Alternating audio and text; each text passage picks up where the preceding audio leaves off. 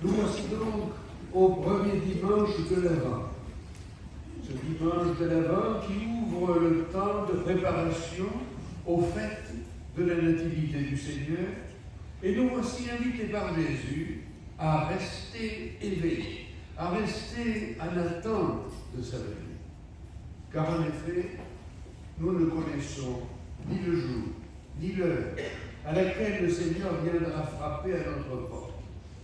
Lui qui nous a appelés, selon les mots de saint Paul, à vivre en communion avec son Fils Jésus-Christ, notre Seigneur.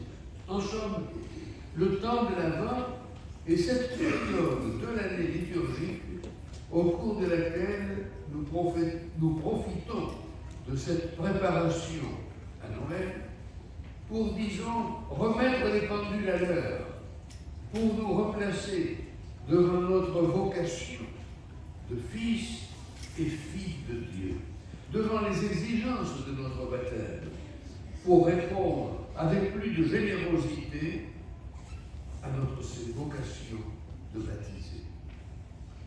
Alors, avec le prophète Isaïe, le prophète qui nous accompagnera tout au long de l'Avent, nous pouvons renouveler notre foi. Et voici ce que nous disait, ce que nous dit, nous répète le prophète Isaïe. C'est toi, Seigneur, notre Père, reviens. Ah, si tu déchirais les cieux, si tu descendais.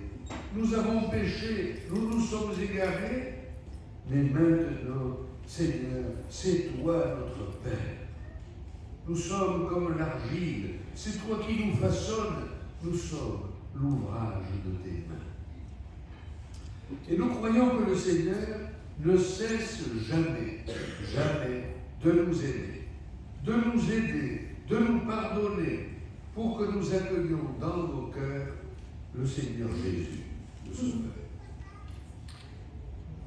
Vous y ferez attention plus spécialement aujourd'hui, lorsque nous récitons le credo, le je crois en Dieu. Nous disons que nous croyons à la communion des saints. Qu'est-ce que ça veut dire?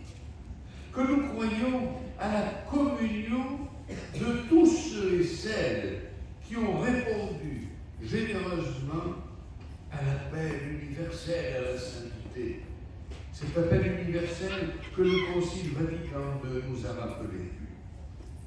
Oui, aujourd'hui donc, avec la coïncidence des dates, nous célébrons ce premier dimanche de l'Avent la fête de Saint François-Xavier, le titulaire de votre Église, et puis dans quelques jours, le 5 décembre, le bienheureux Jean-Baptiste Fouque, le patron céleste de votre paroisse, qui perpétue la générosité envers les petits, les faibles, les pauvres, les oubliés. Ces deux figures de sainteté, François-Xavier, Jean-Baptiste Fouque, 500 ans les séparent pratiquement. Ils viennent nous dire qu'une vie nourrie, enflammée par l'amour, peut transformer le monde. Lorsque saint Ignace de Loyola, le fondateur de Jésus, et François-Xavier était avec lui au moment de la fondation à Paris, pour l'envoyer missionnaire en Inde, lui dit simplement ceci: va et enflamme le monde. Et de son côté, Jean-Baptiste Fouque fait sien ces mots de Jésus: tout est possible à celui qui croit. Voilà des chrétiens qui ne connaissent pas la demi-mesure, des chrétiens tout d'un bloc. Les saints viennent donc nous indiquer le chemin, parce qu'être chrétien signifie avant tout que nous reconnaissons en Jésus celui qui est le chemin, la vérité et la vie, celui qui est notre Sauveur, notre Rédempteur, celui qui nous donne à l'accès à la vie. Alors, avant de nous enseigner des vérités à croire, Jésus est venu nous enseigner comment vivre, un style de vie, une manière d'être au monde, en relation avec Dieu, avec nos semblables, avec la création. Les saints, à la suite des apôtres qui ont suivi Jésus sur les routes de Palestine, ont appris à être avec Jésus et à le reconnaître. Ils l'ont peu à peu découvert, ils l'ont aimé. Les saints viennent nous enseigner que Jésus est avec nous, qu'ils ont découvert qu'ils étaient personnellement aimés par Dieu.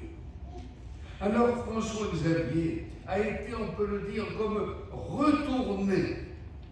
C'est ça le vrai sens du mot conversion.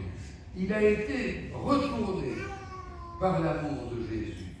Alors, toutes ses énergies, ses désirs de grandeur, de réussite, tout son dynamisme, son intelligence ont été convertis, retournés et ordonnés au service des autres et de la manifestation de la gloire de Dieu.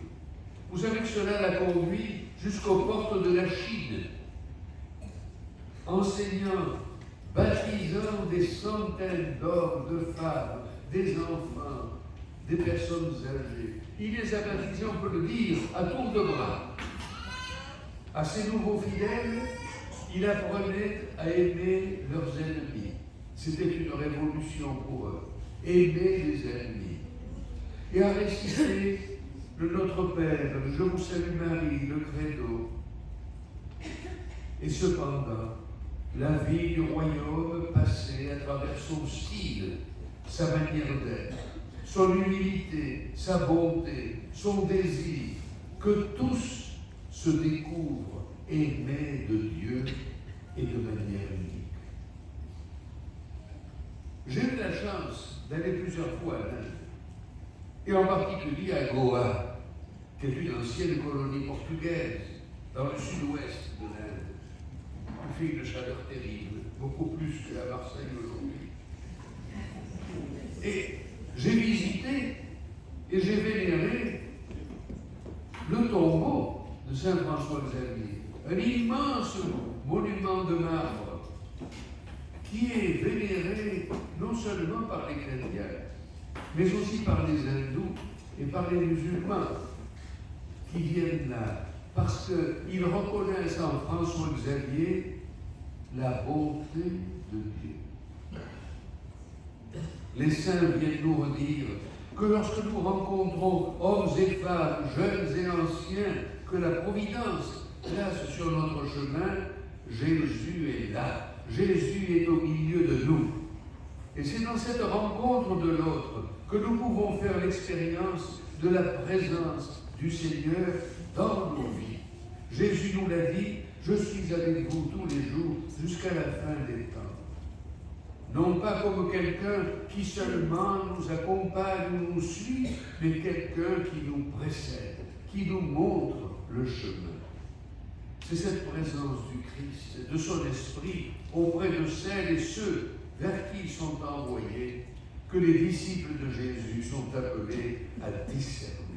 François Xavier avait reçu ce don au plus haut point. Discerner, reconnaître le visage du Christ,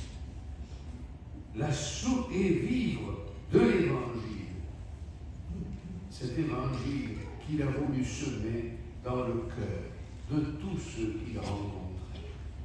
Alors, plus près de nous, géographiquement et temporellement, le bienheureux Jean-Baptiste Fouque nous a laissé lui aussi le secret d'une vie chrétienne pleinement réussie.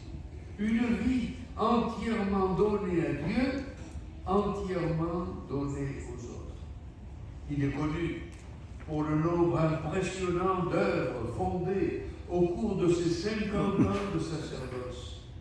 Mais, frères et sœurs, additionner les œuvres ne fait pas un parcours de sainteté. Non.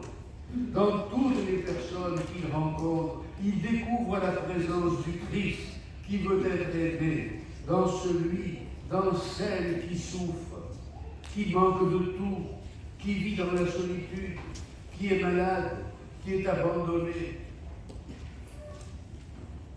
Vous vous souvenez que peu de temps avant Noël, une femme conduit un petit enfant de 8 ans au presbytère de la Palue et dit simplement à la gouvernante: il faut que j'aille faire des affaires, je ne peux pas amener le petit, je vais revenir le prendre. Elle n'est jamais revenue.